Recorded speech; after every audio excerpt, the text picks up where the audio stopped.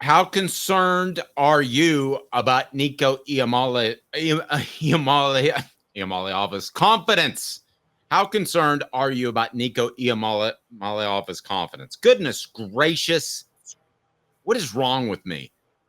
Caleb, how concerned are you about Nico Iamaleava's confidence?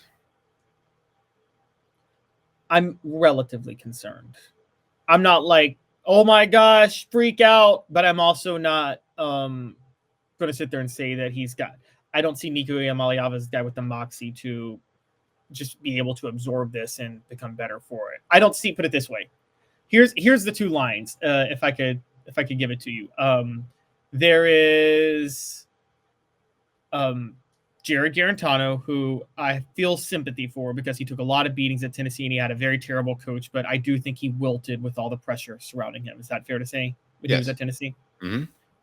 And then let's go the whole other end of the spectrum, Peyton Manning's rookie season in the NFL. Actually, I'm not going to throw Jared Garantano under the bus like that. Peyton Manning versus Ryan Leaf, their rookie seasons. When things went wrong for Ryan Leaf wilted and just collapsed, right? Just couldn't handle it.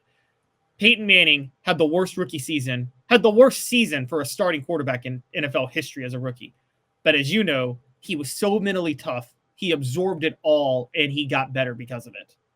And in that line, I think Nico might be right smack in the middle right now. Okay. So poll question is up. It leads me to 4 downs and the factors that should go into this decision. As 4 downs today brought to you by Work Trucks and WorkTrucksLLC.com. 4 downs all about Nico's confidence. So the poll question is up. Caleb, it is. How worried are you about Nico's confidence? Very, somewhat, not at all. We'll let that settle itself out, and I'll throw some factors in there that might sway you one way or another. Here we go. 4 downs. 4 questions. 4 answers. The Dave Hooker Show. 4 downs. A presentation of OffTheHookSports.com. All right, so factors that will play into Nico's confidence or lack thereof. What should we do, Cooper Mays, for people that want to talk and be a part of the program? Cooper Mays here. Hit like and subscribe. Thank you. Coop here. First down. NIL money. NIL money, I believe, puts more pressure on Nico. You can't be a starting quarterback at the University of Tennessee and walk around and not be noticed, especially when you're 6'6". But the exposure for him has been tenfold. In other words, a lot more people recognize him at this point in his career than did, say, Casey Clausen 5 starts in. I mean, that's just where it is. There's more pressure on him from NIL. So do you think that affects your confidence and his confidence in his game? Absolutely. Oh, absolutely. And I'll take it a step further.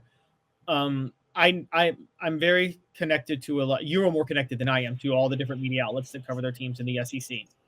Is it safe to say that Knoxville media is the equivalent, is the SEC's version of New York media with how they cover Tennessee? Which is to say that you get ripped if you don't live up to things. And what they do in New York is they bring up your contract every other day if you're not performing. You're a Yankee fan. You know how they did A-Rod.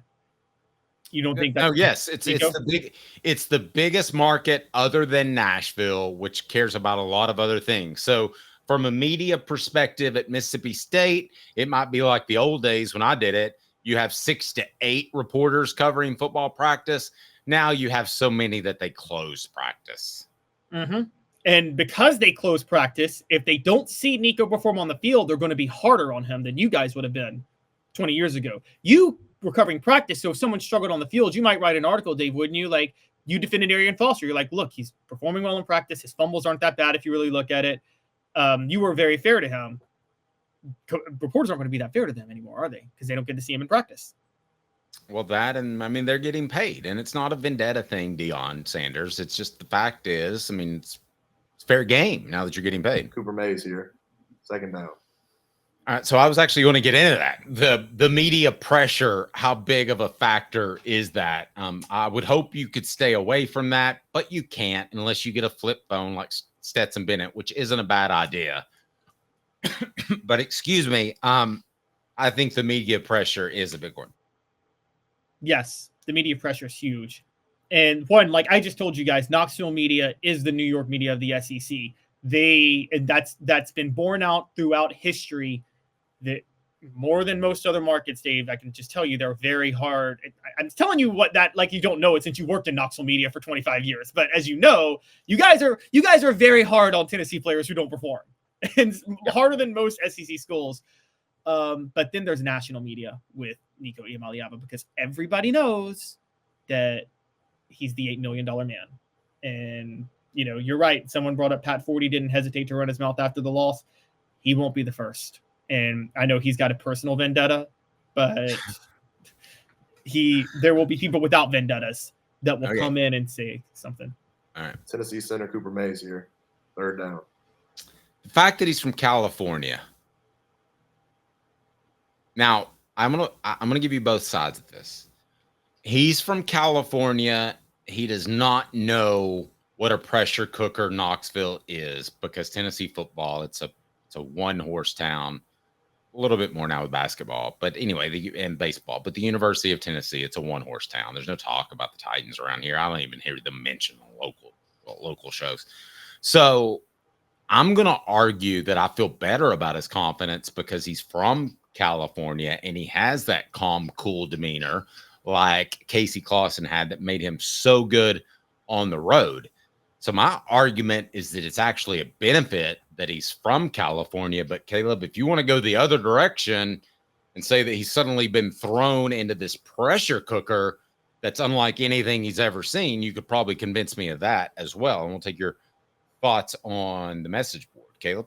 So I'd like to call Casey Clausen an anomaly, but you are onto something, because that's why Tom Brady was so clutch his whole career. He was a California quarterback, kind of a California cool kid. But from the other side, there's Aaron Rodgers, also from California. And I don't know if you notice, he's wilting in the New York market right now. He is collapsing, and he's getting his coach fired and blaming everybody but himself, as he typically does. And so I don't know where Nico falls into that category. I think I don't know his full background, but I do know that a lot of times quarterbacks from California can be sheltered a lot of times and not used to things. I mean, the thing about Southern California that you guys got to understand, we talked about it with John, and you said it earlier in the show, Dave, and this is from high school to the pros. If you're not winning, they're not going to give you a hard time in California. They're just not going to care. They're just not going to follow you. Yeah. So, I mean, and that's at the high school level. You're right. No one's asking him if he lost his high school game the other day. Dylan says, I think that he's from Cali, gave him some bonus points. Yeah, I think that he takes this stuff in rhythm, so to speak. I mean, I don't think he's willing to chuck the towel in because he realizes there's still a lot to play for. So I pull up work trucks because 4th down is the most difficult, but it's the most difficult of the downs. It's a possession down, but also in particular, this question about Nico's confidence. I'll tell you what's easy, though. If you're a contractor in the service industry, it's all about work trucks. Work trucks, all about trucks. Trucks are actually available, trucks that help you maximize your profits by having the right work vehicle now. Time is money. The perfect work vehicle doesn't break down, has all the space to carry what you need. That's what Work Trucks is intent on offering, while other dealerships just can't do it. Contracting is about time. Work Truck saves you time with less back and forth trips. Trucks that pass the highest standards to be put to work. Process is also quick and easy when choosing a vehicle for work trucks, cargo vans, utility body trucks with an iPod work bodies installed. Look at them all there. Pickup trucks of all sizes and anything special like cranes or dump trucks. Work Trucks supplies vehicles to people just like you that get you back on the road tomorrow. No dealership run around. Work Trucks, that's a fact. If you're a contractor, you got to know about them. Work Trucks, Clinton Highway in Knoxville, downtown Birmingham. You need Work Trucks. Why risk chancing your future in business on the wrong piece of equipment that burns your time? WorkTrucksLLC.com. They'll find the perfect truck, outfit it, make sure it fits your needs to a T. Work Trucks with an X, LLC.com. Proud supporters of the Tennessee Vols. All SEC center Cooper Mays here. 4th down. His body language, does that make you more or less concerned about Nico Iamaleava. That would include running out of bounds on the final play with no time remaining on the clock. Oh yeah, his body language makes me more concerned because body language includes fumbling a snap that was perfect to you on the next to last possession.